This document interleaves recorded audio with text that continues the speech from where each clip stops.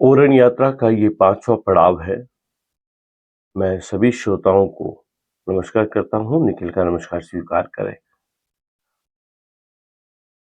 थार रेगिस्तान आज भी अपने अंतिम छोर के गांवों में बुनियादी सुविधाओं से महरूम है।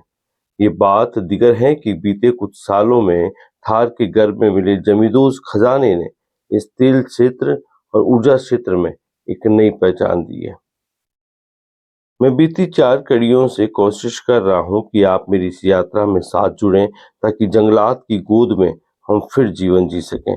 प्रकृति ने हमें हमेशा प्यार दिया, लेकिन हमने ओरन के गांव बाकल माता के ओरन ढोक राजा की जिद पर लाल चोले वाली माई बोली, पहले वचन दो। चलिए इतिहास को याद करिए। वीर विक्रमादित्य 56 ईस्वी पूर्व पवार वंश में उज्जैन के राजा बने।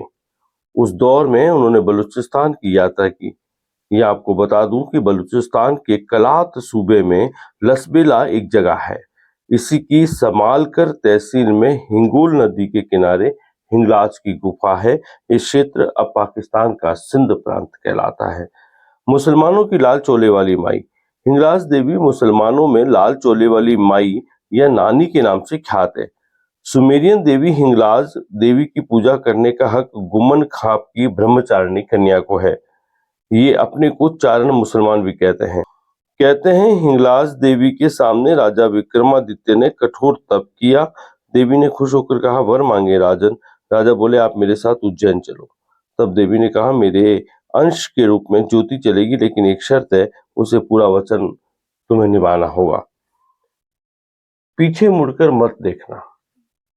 ये देवी ने राजा विक्रमादित्य को कहा कि तुम पीछे मुड़कर मत देखना। भी कहानी क्या है कि राजा के तप से देवी खुश थी, लिहाजा भक्त को नाराज नहीं करना चाहती थी, लेकिन उज्जैन जाने से पहले एक शर्त रख दी।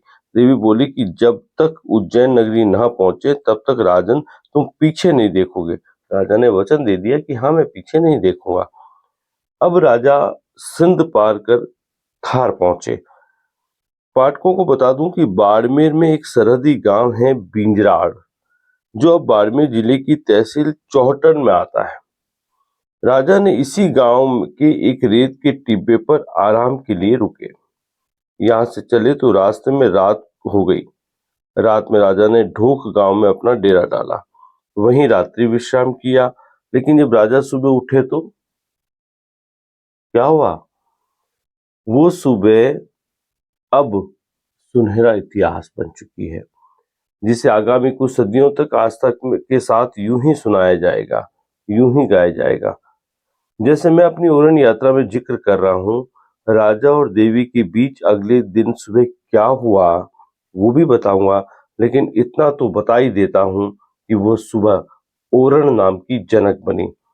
शेष भाग अगली कड़ी में सुनाऊंगा। तब तक मुझे दे इजाजत। नमस्कार।